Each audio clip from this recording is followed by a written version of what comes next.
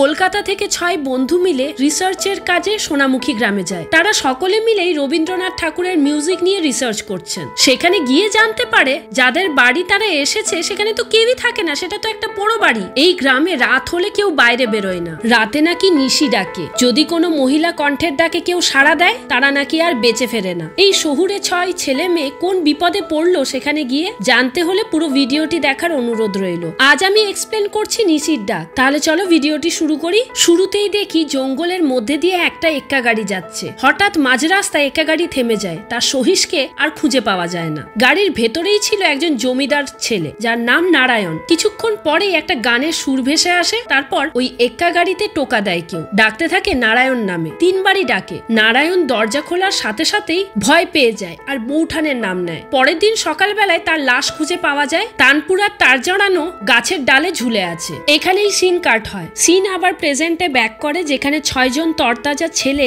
সোনামুখী গ্রামের উদ্দেশ্যে যাচ্ছে, কারণ তারা মিউজিক নিয়ে রিসার্চ করছে। রবীন্দ্রনাথ ঠাকুরের 1940 সালের চিঠি থেকে তারা জানতে পারে তার পছন্দের গায়িকা ছিলেন নিশিগন্ধা ভাদুরী, আর তার শ্বশুরবাড়ি হচ্ছে সোনামুখী গ্রামে। তাই তারা 6 জন মিলে ওই গ্রামে যাত্রা করে। মাঝ রাস্তায় ওরা টিফিন খাওয়ার জন্য নামলে দোকানদারকে জিজ্ঞাসা করে সোনামুখী গ্রামটা আর কত দূর। দোকানদার ভয় পেয়ে জিজ্ঞাসা করে আবার কে মরলো ওখানে। তা শুনে ওরা অবাক হয়ে যায়, বলে কেন মরতে যাবে, আমরা ওই গ্রামে যাচ্ছি মাত্র। দোকানদার জানায় ওই গ্রামে খালি মরার খবরই আসে। সন্ধে নামলে ওই গ্রামে ঘর থেকে না কেউ বেরোয়, না অন্য গ্রাম থেকে কেউ যায়। ওই গ্রামে তো নিশি ডাকে, আপনারা জানেন না। এই কথা শোনার পর ড্রাইভার আর কিছুতেই যেতে চায় না। ওদেরকে মাঝ রাস্তায় নামিয়ে ড্রাইভার গাড়ি নিয়ে চলে যায়। তারপর ওরা ঠেলা গাড়ি করে বাধ্য হয়ে ওই গ্রামে যায়। তখন প্রায় বিকেল নেমেই এসেছে। ওখানে ওরা যেই বাড়িতে যায় সেই বাড়ি তালা বন্ধ পড়েছিল। ওই বাড়ির কেয়ারটেকার ভোলাদা ওই 6 জনের মধ্যে থেকে অরুণকে খোঁজে। অরুণ নিজের পরিচয় দেওয়ার পরে ভোলাদা বলে, আমি ঘরের মধ্যে খাবার জল রেখে দিয়েছি, ঘর পরিষ্কার করে রেখে দিয়েছি, এর বেশি আমি কিছু করতে পারবো না। আর এই বাড়িতে এখন কেউই থাকে না। যা শোনার পর বন্ধুরা বলতে থাকে এখানে কেউ থাকে না তো আমরা এখানে এলাম কেন। অরুণ এই কথাটাকে পাত্তা না দিয়ে ভোলাদাকে বলে, আচ্ছা আমাদের খাবারের ব্যবস্থা কি কিছু হতে পারে। ভোলাদা কিছুক্ষণ চিন্তা করার পরে বলে, আমার বাড়ি থেকে তোমরা নিয়ে আসতে পারো, কিন্তু কোনো মেয়ে ছেলে গেলে আমরা সাড়া দিই না। বেটা ছেলেরা যাবে, রাতের বেলা খাবার নিয়ে এসে নিজেরা খাবে। এই গ্রামে সন্ধেবেলায় কোনো মেয়ের ডাকেই কেউ সাড়া দেবে না। ওরা তো প্রথমে এই কথার কোনো পাত্তাই দেয় না। ভোলাদা যাওয়ার সময় একজনের কাঁধে গিটার দেখে বলে, ওই বাদ্যযন্ত্র কিন্তু এখানে ভুলেও বাজাবেন না। ওরা যখন ওই রাজবাড়িতে প্রবেশ করে এত বড় বাড়ি দেখে ওরা অবাক হয়ে যায়। এই 6 জনের মধ্যে তিতলি নামের যে মেয়েটি ছিল তার সবকিছু দেখে খুব চেনা চেনা লাগছিল। সে যখন ঠাকুর দালানের কাছে গিয়ে দাঁড়ায় একটা ফ্ল্যাশব্যাক আসে। ওই ঠাকুর দালানেই দুর্গাপুজো হচ্ছে বলে। কিছুক্ষণ পরে ওকে যেন কেউ ডেকে ওঠে সই বলে। ও অবাক হয়ে চারিদিকে তাকিয়ে দেখে কেউ কোথাও নেই। ওই 6 জন ছেলে মেয়ের মধ্যে অরুণ নামের ছেলেটি এদের সবাইকে বলে, আমাকে যে আত্মীয় নিশিগন্ধার ব্যাপারে জানিয়েছিল অনেক কিছুই, আমি তার সাথে বরং দেখা করে আসি। পরের দিন সকালবেলা তাদের ইন্টারভিউ নেওয়া যাবে। আর এদের সবাইকে বলে যায়, আমার যদি দেরি হয় আসতে তোরা ভোলাদার বাড়ি থেকে খাবারটা নিয়ে আসিস। এদের ঘাড়ে ব্যাগপত্র চাপিয়ে অরুণ বেরিয়ে যায়। তিতলি ঘরের ভেতরে ঢুকে একটা আয়না দেখে বলে, এটা তো আমার খুব চেনা। অরুণ যে আত্মীয়ার বাড়ি গিয়েছিল সেখানে গিয়ে আমরা জানতে পারি অরুণ আসলে তার নিজের বাড়িতেই এসেছিল। এখানে তার মা থাকে, যা তার বন্ধুদের সে জানায়নি। তাকে দেখে তার মা খুব ভয় পেয়ে যায়, বলে তুই এখানে এসেছিস কেন। তাদের কথাবার্তা শুনে আমরা বুঝতে পারি নারায়ণ ব্যানার্জির নাতি অরুণ। গল্পের শুরুতে যাকে গাছে ঝুলিয়ে দেওয়া হয়েছিল সেই নারায়ণ ব্যানার্জি। অরুণকে তার মা অনেক দূরে সরিয়ে রেখেছে, এই গ্রামে থাকতে দেয়নি, কারণ তার বাবা আর দাদুকে নিশি নাকি মেরে ফেলেছিল। তার জন্মের আগেই তার বাবা মারা যায়, তাই তার মা ভয়ে আর অরুণকে এই বাড়িতে আনে না। কিন্তু অরুণ তাতে খুব ফ্রাস্ট্রেটেড। সে বলে, তুমি একবার আমার কথা চিন্তা করবে না? এই বাড়ি, দাদু, বাবা সবাই তো চলে গেছে, এখন তো তোমার কাছে আমার থাকার কথা, তুমি শুধুই আমাকে দূরে সরিয়ে রেখেছো। নিশি বলে কিছু হয় না মা। এদিকে তিতলি আর নীল, যারা কিনা কাপল, তারা গল্প করতে করতে ভোলাদার বাড়ি গিয়েছিল খাবার আনতে। সেখানে নীল জানায়, আমি পরের বছরই ম্যানচেস্টার চলে যাচ্ছি, তোকেও আমি নিয়ে যাব বিয়ে করে। আমরা জানতে পারি নীল র‍্যাপ করে রবীন্দ্রনাথ ঠাকুরের গানের, যা খুব একটা পছন্দ করে না তিতলি।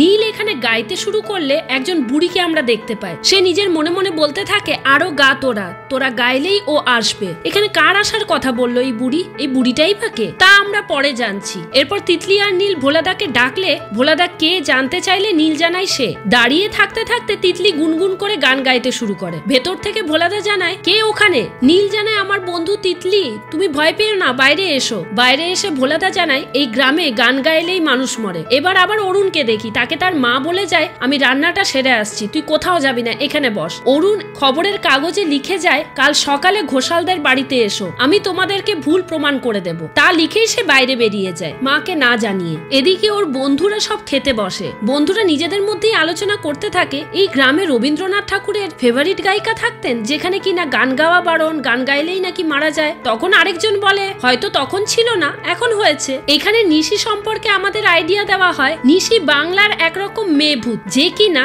যে কারোর গলা কপি করে ডাকতে পারে, আর তার ডাকে একবার সাড়া দিয়ে পেছনে তাকালেই তাকে মেরে ফেলে। অরুণ বাইরে বেরিয়ে রাস্তা দিয়ে যখন আসছিল ওর মায়ের গলা করে যেন কেউ ডেকে ওঠে। ও পেছনে ঘুরে তাকাতেই নিশিকে দেখতে পায় আর ভয় পেয়ে যায়। অন্যদিকে রাজবাড়িতে মেঘলা ঘুমিয়ে পড়েছিল, তিতিলি তখনও পায়চারি করছিল। হঠাৎ ওর কানে একটা আওয়াজ আসাতে মোমবাতি নিয়ে দেখতে যায়, ওখানে দেখে অরুণের ঝুলন্ত দেহ। সেকেন্ড এপিসোডের শুরুতে আমরা ফ্ল্যাশব্যাকে দেখতে পাই মহিন্দ্র ও কাশীকে, যারা কিনা দুই বন্ধু ছিল। মহিন্দ্র খুব ভয় পেয়ে বলতে থাকে নারায়ণ তো সেতার বাজাতে গিয়েছিল, ও কিছুতেই এইভাবে মারা যেতে পারে না, এইভাবে তানপুরা তার জড়িয়ে কে মারতে পারে ওকে। কাশী ওকে টেনে ধরে বলে আমরা কিছুই করিনি, তুই ভয় পাস না। মহিন্দ্র তা মেনে নিয়ে বলে আমার প্রিয় বন্ধু মারা গেছে, আমি কিছুক্ষণ একা থাকতে চাই। এরপর মহিন্দ্রকে দেখি সে একটা পুকুরের ধারে বসেছিল, ওকে দাদা ভাই বলে কেউ ডাকতে থাকে। ও পেছনে ফিরে না তাকালে ওকে মহিন ঠাকুরপো বলে ডাকায়, ও পিছনে ফিরে তাকায় আর কেউ যেন ওর গলায় তার জড়িয়ে মেরে ফেলে। তারপর বডিটাকে ফেলে দেয় পুকুরের মধ্যে। সিন আবার প্রেজেন্টে ফিরে আসে, যেখানে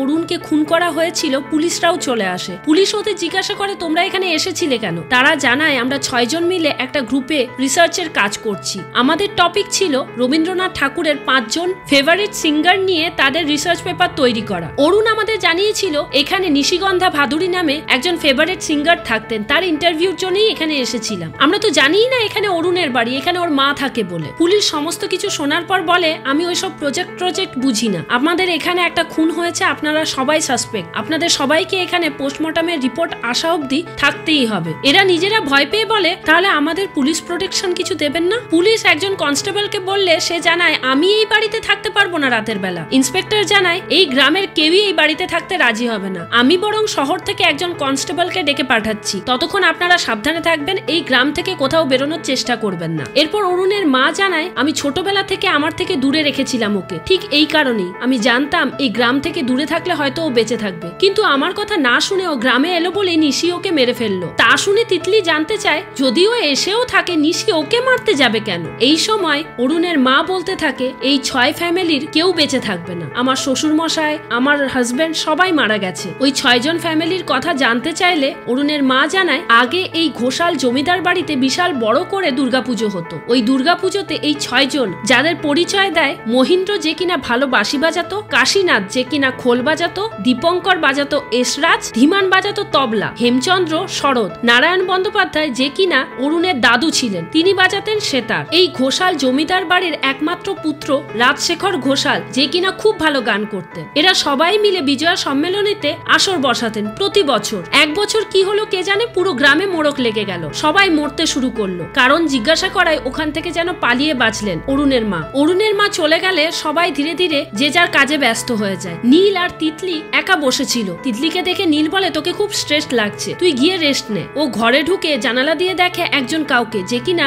লাল রঙের বধূ বেশে ছিল। ভয় পেয়ে যায় দেখে। নীল দেখে ওখানে কেউ নেই। নীল তিতলিকে সান্ত্বনা দেয়, বলে তুই একটু শান্ত হ। তখন তিতলি বলে আচ্ছা তানপুরার এত তার কোথা থেকে এলো? ওর গলায় জড়ানো ছিল, মানে অরুণের গলার কথা বলছে। এরপরে আমরা ওই বাড়িতে নতুন কনস্টেবলকে দেখতে পাই, যে নিজের মনে মনে গান করছিল। ভোলাদাকে দেখতে পেয়ে তাকে জিজ্ঞাসা করে তোমাদের গ্রামে কোনো পুজো টুজো হয় না? দুর্গা পুজোর সময় একটা প্যান্ডেলও দেখলাম না আমি। ভোলাদা বলে এই গ্রামে এসেছে যখন কোনো গান টান কিন্তু করো না, আর হ্যাঁ বেশি কথা বলার দরকার নেই, কেউ যদি পেছন থেকে তোমাকে ডাকে একদম পেছন ঘুরে দেখবে না। কনস্টেবল তো অবাক হয়ে যায়, বলছে কি? ভোলাদা চলে যায়।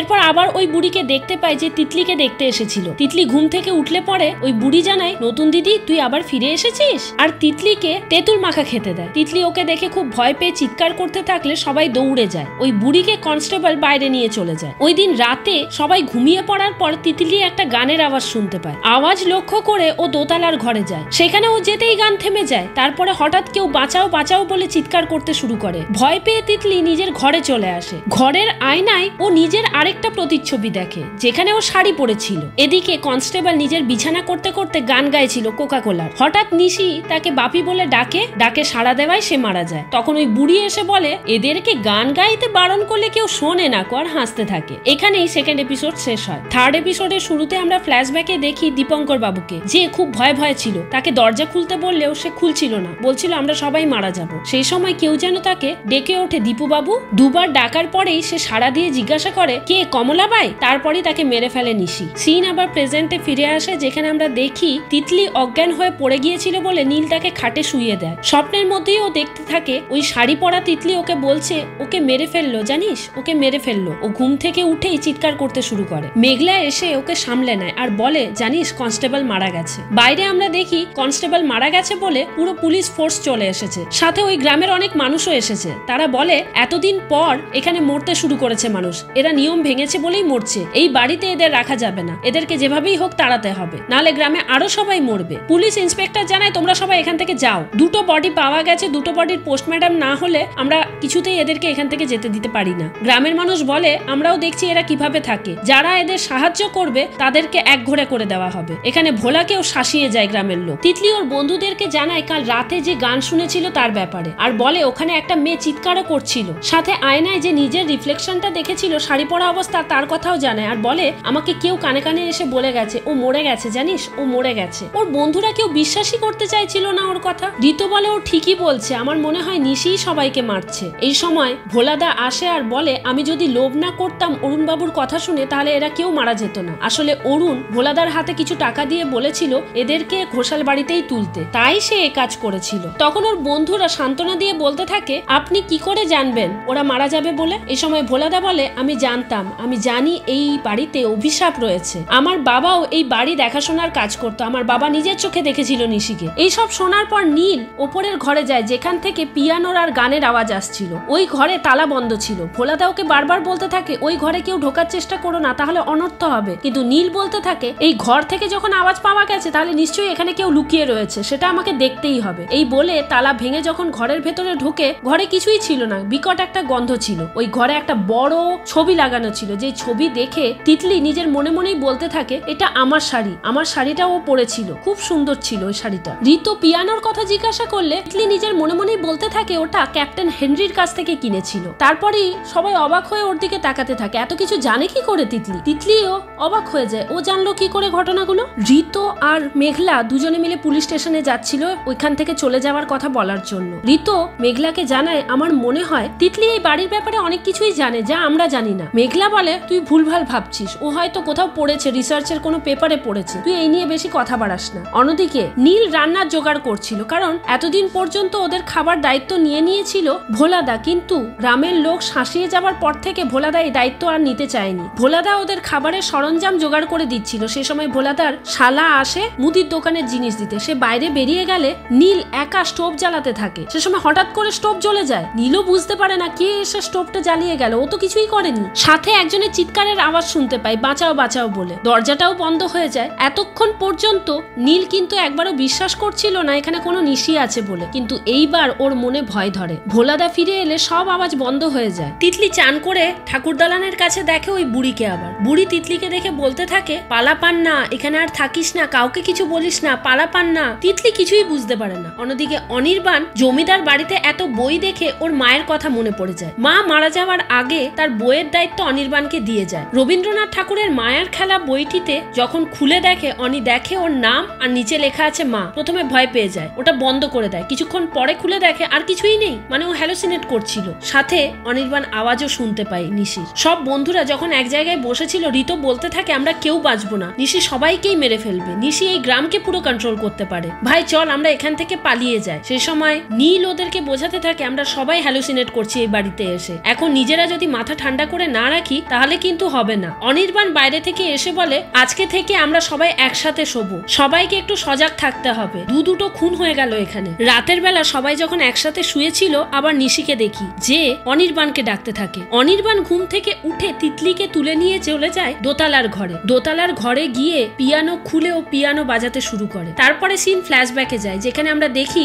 নিশিগন্ধা যখন ছোট ছিল তখন তার বাড়িতে মানে বাপের বাড়িতে গিয়েছিলেন রবীন্দ্রনাথ ঠাকুর। তার গান শুনে রবীন্দ্রনাথ ঠাকুর মুগ্ধ হয়ে গিয়েছিলেন। সেই গানেরই সুর তুলে বাজাচ্ছিল অনির্বাণ, যা মুগ্ধ হয়ে শুনছিল তিতলি। গানটা শেষ হওয়ার পরেই নিশিগন্ধার গলায় অনির্বাণ বলে ওঠে, সই আমি নিশি। এখানেই 3rd এপিসোড শেষ হয়। 4th এপিসোডের শুরুতে কাহিনী আবার ফ্ল্যাশব্যাকে যায়, যেখানে আমরা দেখি পুলিশ এসে গ্রামের লোকদেরকে শাসাচ্ছে আর বলছে, তোমরা কিছু জানো না বলছো, এখানে পুকুরে লাশ ভাসছে, কুয়ো থেকে লাশ উঠছে। সে সময় কুয়ো থেকে একটা বডি তুলতে দেখি আমরা। কাহিনী আবার প্রেজেন্টে শিফট করে, যেখানে ওরা তো গান গাইছিল দোতলার ঘরে। নিচে এই গানের আওয়াজ শুনে নীল উঠে যায়। মেঘলা আর ঋতুকে বলে, চল ওপরে গিয়ে দেখি। অনি আর তিতলি তো ওপরে আছে মনে হয়। ঋতু ভয়ে ওপরে আসতে চায় না। মেঘলা আর নীল ওপরে এসে দেখে দরজা বন্ধ করে রেখেছে। অন্যদিকে অনির্বাণ নিশিগন্ধার গলায় তিতলিকে বলতে থাকে, সই তুই আমাকে চিনতে পারছিস না, আমি নিশি। বারবার একই কথা বলতে থাকে। তাতে তিতলি খুব ভয় পেয়ে যায়। নীল দরজা খুলে ভেতরে ঢুকে দেখে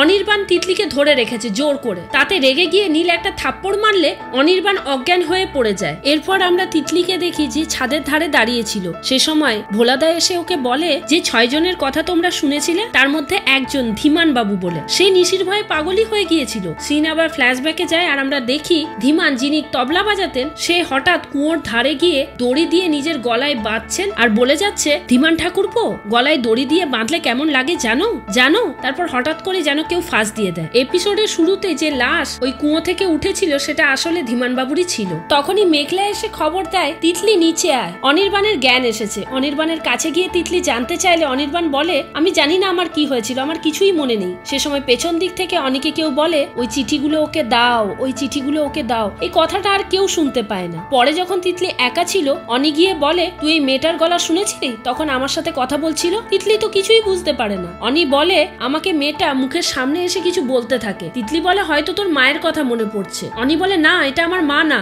অন্য কেউ, কম বয়সী কেউ। সে আমাকে তোর লেখা চিঠিগুলো দিতে বলেছিল। তিতলি অবাক হয়ে জিজ্ঞাসা করে, আমার লেখা চিঠি? আমার লেখা চিঠি এখানে কোথায় থাকবে? অনি বলে, তা আমি জানি না, আজ রাতে দোতলার ঘরে খুঁজতে যাব। রাত হলেই অনি আর তিতলি যায় ওপরে পিয়ানোর ঘরে। ওখানে ওরা চিঠিগুলো খুঁজতে থাকে। আলমারি খুলে দেখে কিছু নেই। সে সময় বুড়ি এসে জানায় ওখানে নেই, পিয়ানোর নিচেই আছে। অনির্বাণ পিয়ানোর নিচ থেকে একটা সিন্দুক বের করে, যার থেকে কয়েকটা চিঠি বের হয়। সেই হাতের লেখা দেখে তিতলি খুব অবাক হয়ে যায়, এটা তো ওরই লেখা চিঠি। বুড়ি তিতলিকে বলে, আরেকবার শুনি, চিঠিটা পড়ো পড়ো। চিঠি পড়তে শুরু করে তিতলি, যেখানে লেখা ছিল, আমার প্রিয় নিশি, ক্লাস শুরু হয়ে যাবে, আমি তাই তাড়াতাড়ি লিখছি। কলকাতার বড় বাজার থেকে আমি 2টো শাড়ি এনেছি, তোর প্রিয় নীল রঙের শাড়ি, যেটা তোকে খুব মানাবে। এরপরে সিন ফ্ল্যাশব্যাকে যায়। এখানে আমরা প্রথমবারের জন্য নিশিগন্ধাকে দেখি, যার সাথে আমাদের তিতলিও ছিল। কিন্তু কথা হচ্ছে, ফ্ল্যাশব্যাকে তিতলি যাবে কোথা থেকে? সে তো এখনকার মেয়ে। আবার ফ্ল্যাশব্যাকে গিয়ে দেখি যে 2টো শাড়ির কথা বলেছে, একটা নীল রঙের, একটা বেগুনি রঙের শাড়ি। সে তার বন্ধু নিশিগন্ধার জন্য কলকাতা থেকে কিনে এনেছিল,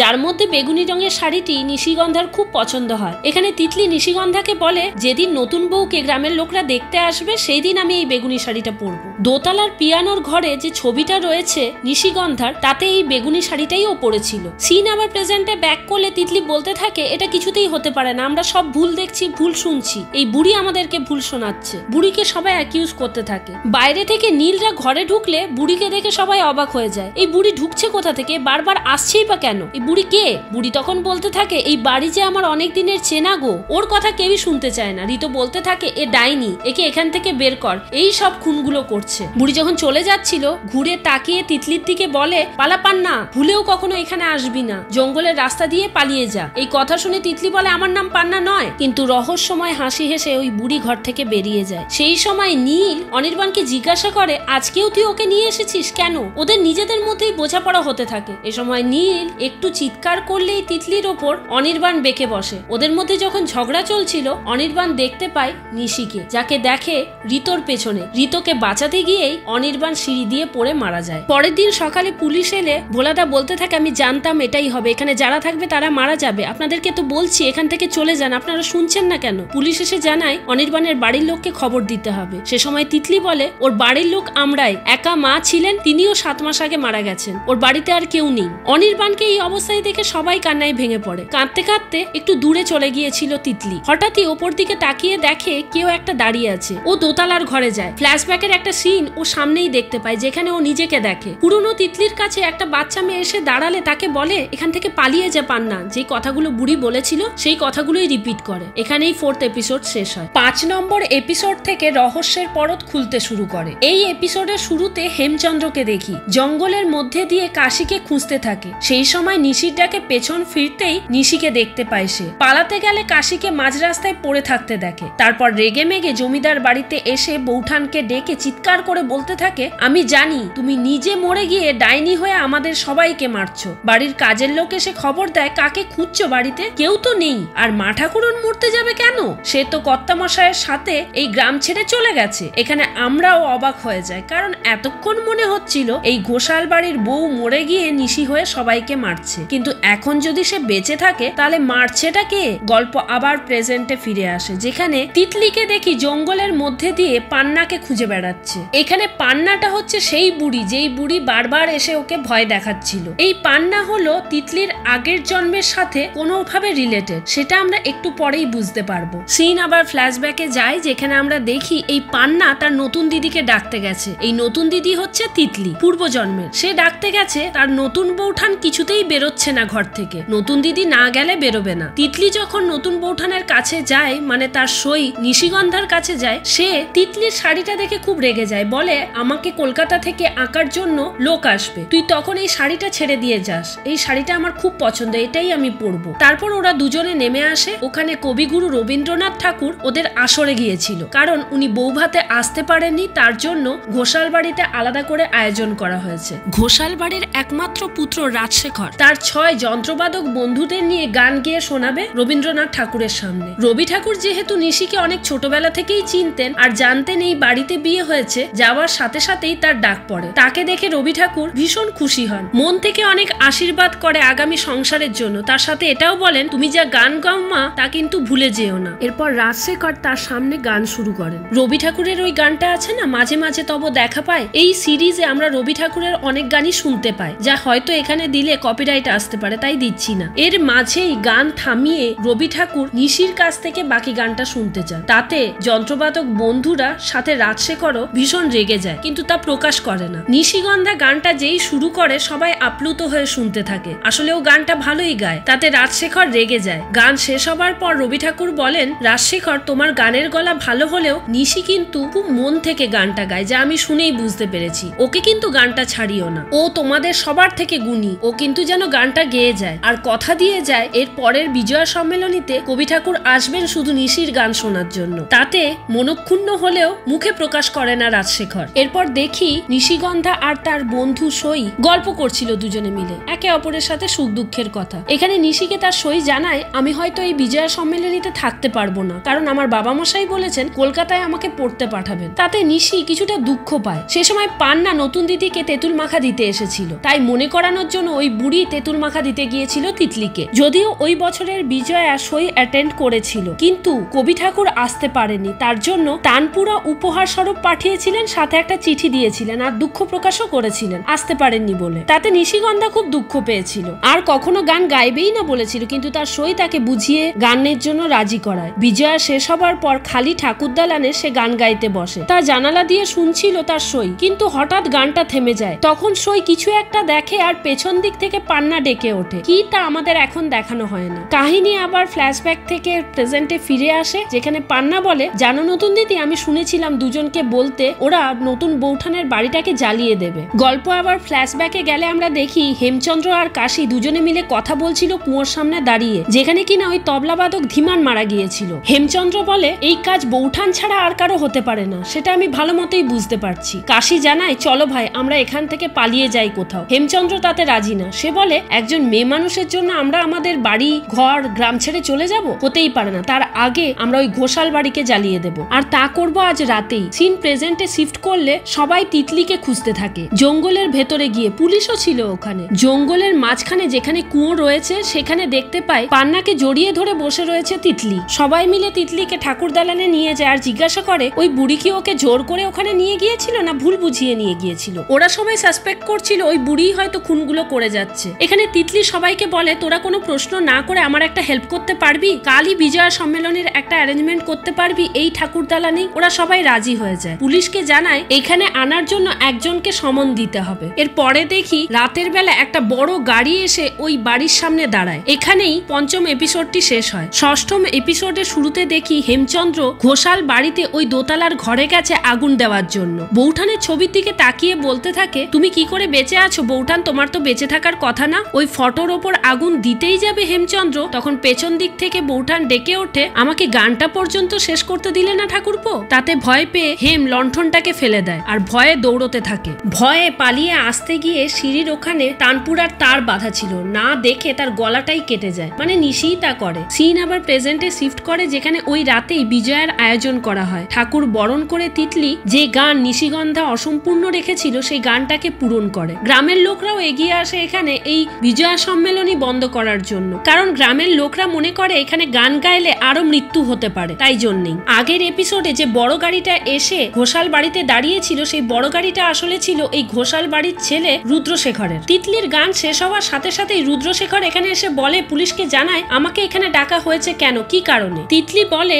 আমরা সবাই জানি আপনি এই বাড়ির একমাত্র বংশধর। 85 বছর আগে রাজশেখর বাবু এখান থেকে পালিয়ে গিয়েছিলেন। তাতে খুব রেগে যায় রুদ্রশেখর, বলে আপনি যা তা কথা বলছেন। এখানে ফ্ল্যাশব্যাকে আমরা দেখি রাজশেখরের 6 জন বন্ধু যারা যন্ত্রবাদক ছিল নিজেদের মধ্যে আলোচনা করতে থাকে, মেয়ে মানুষ আবার বাহির মহলে গিয়ে সবার সামনে গান গাইবে, ও বাইজি নাকি। মানে সবাই নিশিগন্ধাকে হেয় করতে চাইছিল, যেহেতু রবি ঠাকুরের সামনে সে গান গেয়েছিল বলে, আর সাথে সে রবি ঠাকুরের প্রশংসা পেয়েছিল বলে। এরপরেই যখন সে গান গাইতে শুরু করে ঠাকুর দালানের সামনে, তখন রাজশেখর এসে তার গলায় তার পেঁচিয়ে দেয়, বলে তুমি আমার থেকে ভালো গাইবে, প্রাণ দিয়ে গাইবে, নাও প্রাণটাই দিয়ে দাও তাহলে। এখানেই মৃত্যু হয় নিশিগন্ধার। প্রেজেন্টে শিফট করলে সিন, রুদ্রশেখর বলে হতেই পারে না, আমার মা মানে নিশিগন্ধা আমাদের সাথেই ছিলেন বিদেশে এতদিন পর্যন্ত। তিতলি জানাই হতে পারে না, সেই দিন নিশিগন্ধা মারা গিয়েছিল, তাই জেনে আপনার বাবা এখান থেকে পালিয়ে গিয়েছিলেন। এখানে রুদ্রশেখর বলে, তাহলে আপনার বয়স কত এখন? তিতলি জানাই 24। রুদ্র বলে, তাহলে 85 বছর আগের ঘটনা এখন কিভাবে বলতে পাচ্ছেন? এখানে তিতলি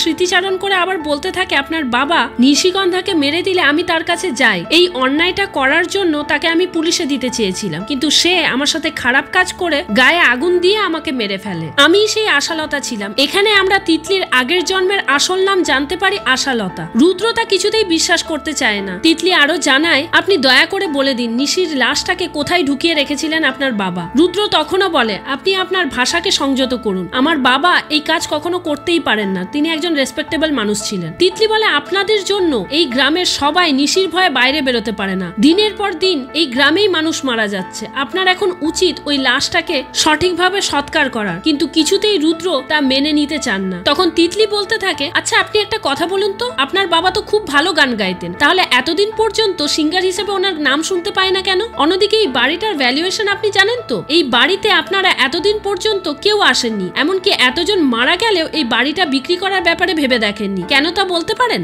রুদ্র ওখানে না দাঁড়িয়ে ওখানে সবাইকে ধমকে চমকে বেরিয়ে যেতে চায়। গ্রামের লোকরা আটকাতে গেলে তাদেরকে হোম মিনিস্টারের ভয় দেখায়। রাস্তায় হঠাৎ করে তার গাড়ি খারাপ হয়ে যায়, নিশিগন্ধা তাকে ভয় দেখাতে শুরু করে। সে নিশিগন্ধাকে বলে, আপনি মারা গিয়েছেন, আপনি কিছুতেই থাকতে পারেন না। অন্যদিকে ঠাকুর দালানে দাঁড়িয়ে নীলরা পুলিশদেরকে বলতে থাকে, কোর্ট থেকে সমন বের করে কোনোভাবে এই বিল্ডিংটা খুঁড়ে দেখা যায় না নিশিগন্ধার লাশটা কোথায় রয়েছে। পুলিশ জানে এটা হেরিটেজ প্রপার্টি, প্রপার ওনার ছাড়া, তার পারমিশন ছাড়া আমরা কিছুতেই তা করতে পারবো না। সে সময় দৌড়ে ফিরে আসে রুদ্র, ঠাকুর দালানে সবার সামনে ক্ষমা চায় আর জানায় তার বাবা মারা যাওয়ার আগে এই ঘটনা তাকে জানিয়ে গিয়েছিল আর বলে গিয়েছিল এতদিন পর্যন্ত নিশিগন্ধার কারণেই নিজেও গান গাননি, নিজের ছেলেকেও গান গাইতে দেননি, তাহলেই সবার মৃত্যু ঘটতো। সেই কারণে ওই 6 জন বন্ধু তাদের কোনো বংশধর এখনো পর্যন্ত বেঁচে নেই। আর রুদ্র আরো জানায়, আমার বাবার পাপের ফল তার 6 বন্ধু ভোগ করেছে। তিতলি তখন তাকে সংশোধন করে বলে, আপনার বাবার পাপের ফল ভোগ করেননি, ওনারা নিজেরা দাঁড়িয়ে থেকে তামাশা দেখেছিল কিভাবে নিশিগন্ধাকে ওদের সামনেই মেরে ফেলেছে ওদের বন্ধু। শুধু নিশিগন্ধাকেই মারেনি, নিশিগন্ধার গর্ভের সন্তানকেও মেরে ফেলেছিল আপনার বাবা। ফ্ল্যাশব্যাকে দেখানো হয় নিশিগন্ধা যে প্রেগনেন্ট ছিলেন সেটা সে জানাতেই পারেনি তার হাজবেন্ডকে। যেহেতু ওদের বাড়িতে কোনো মেয়ে মানুষ ছিল না, নিশিগন্ধাই একমাত্র মেয়ে ছিল, কাউকে বলতে পারেনি, তার সইকে বলেছিল। এই কথাটাই বিজয়া সম্মেলনের পরে তার হাজবেন্ডকে জানানোর কথা ছিল, কিন্তু তার আগেই তাকে মেরে ফেলা হয়। তাই সে প্রতিশোধ নেওয়ার জন্যই 6 বন্ধুর বংশধরকেও বাঁচিয়ে রাখেনি, একমাত্র বেঁচে ছিল রাজশেখর ঘোষাল, যেহেতু পালিয়ে গিয়েছিল বলে। কিন্তু তার বংশধরকেও ফিরে আসতে হলো, যেহেতু নিশিগন্ধার লাশটাকে ঠিকভাবে সৎকার করা হয়নি, তাই সে মুক্তি পায়নি। অন্যদিকে তিতলিকে মানে আশালতাকে যেহেতু পুড়িয়ে দিয়েছিল, তাই সে মুক্তি পেয়ে গিয়েছিল, তার পুনর্জন্ম হয়েছে। শেষ পর্যন্ত রুদ্র জানায় নিশিগন্ধা আর তার গর্ভের সন্তানের লাশ ওই দেবী মূর্তির নিচে পোতা আছে। সব জানার পর সে বেরিয়ে চলে যায়। তারপরেই নিশির জন্য তার মৃত্যু হয়। পরের দিন সকালবেলায় তিতলিরা বাড়ি যাওয়ার পথে তানপুরাটাকে নিয়ে যায়। ভোলাদা ওদেরকে জানায় আমাদের গ্রামের মানুষরা সব ঠিক করেছে, এরপর থেকে প্রতি বছর এই গ্রামে দুর্গাপুজো হবে আর তাতে বিজয়া সম্মিলনীও হবে। আপনারা দয়া করে প্রতি বছর এসে গান গেয়ে যাবেন। তিতলি তাতে রাজি থাকে। সাথে পুলিশ জানায় নিশিগন্ধার বডিটাকে পোস্টমর্টেম করার পর আপনাদের হাতেই তুলে দেবো তো? গ্রামের লোকরা জানায় না না, উনি আমাদের গ্রামের মা ঠাকুরন, ওনার কাজ এই গ্রামেই সম্পন্ন হবে। এখানেই সিরিজটি শেষ হয়। আপনাদের কেমন লাগলো তা অবশ্যই জানাবেন। ভালো লাগলে লাইক শেয়ার সাবস্ক্রাইব করে দেবেন। দেখা হচ্ছে নেক্সট কোনো ভিডিওতে। আজ তাহলে আসি। Thanks for watching.